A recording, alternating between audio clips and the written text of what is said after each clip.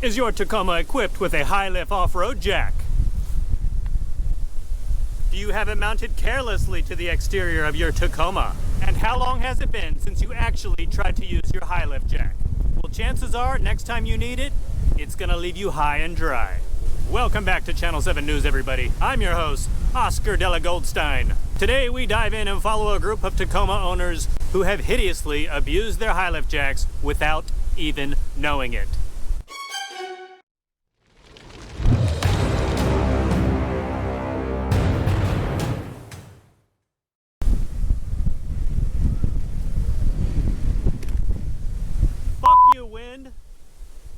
Welcome back to the Tacomaholic channel, everybody. Thank God I've got a quick video today for you because I don't know if you can tell, but it is super windy and I think it's 15 degrees without the wind chill, so I'm literally freezing out here.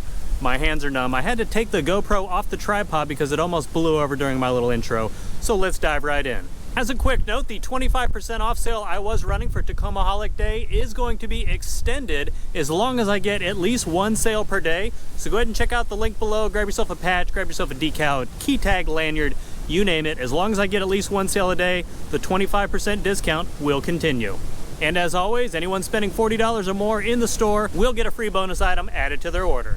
Today's video will be covering a small issue. Well, it's kind of a big issue, but thankfully the fix is small. I have noticed 3 times now out on the trail with people running their HiLift jacks. Now, I can't remember if anyone running the HiLift jack had a cover on it like I do, but in all 3 cases, the HiLift jack was mounted, so it's exposed to the elements. So it wasn't mounted on the inside of the truck.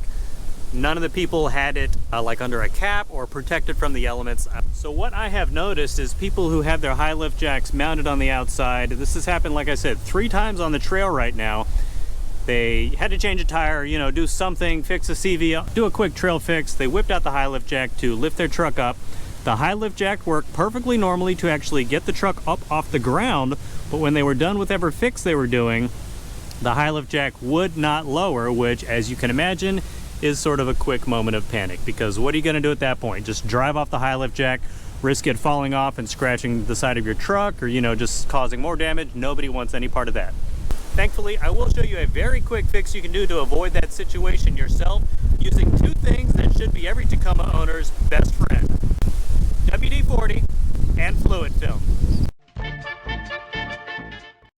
Here in my backyard, got the HiLift off the truck, obviously, gave it a good, you know, soapy water wash and wipe with my washing mitt, just with regular car wash, just to get it cleaned and sort of let it air dry for a little bit. But you could probably do this while it's still soaking wet, because I will be spraying down the HiLift with WD-40, specifically the movable pieces right in here, because this is what's going to fail, obviously. If you don't keep it up to speed, maybe a little rust builds up in there, some of the gears or whatever's in here. I don't even really know how it works, but this is the part that I've seen fail 3 times off-road now, so WD-40 should be preventing that.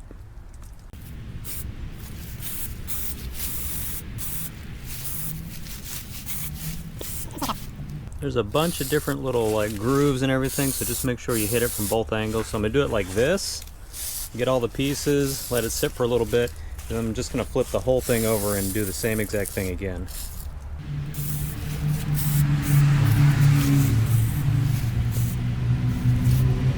Sort of use the nozzle, get it in there on the inside there.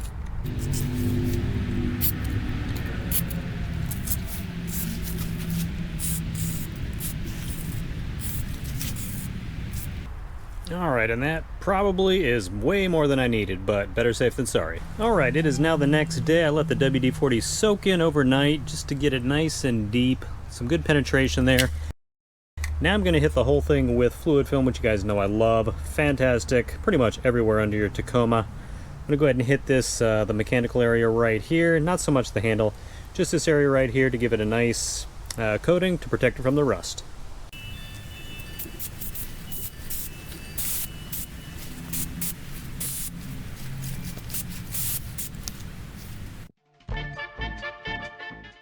So as you can see, you use the WD-40 just to sort of clean out everything, get it nice and lubed up so everything runs smoothly.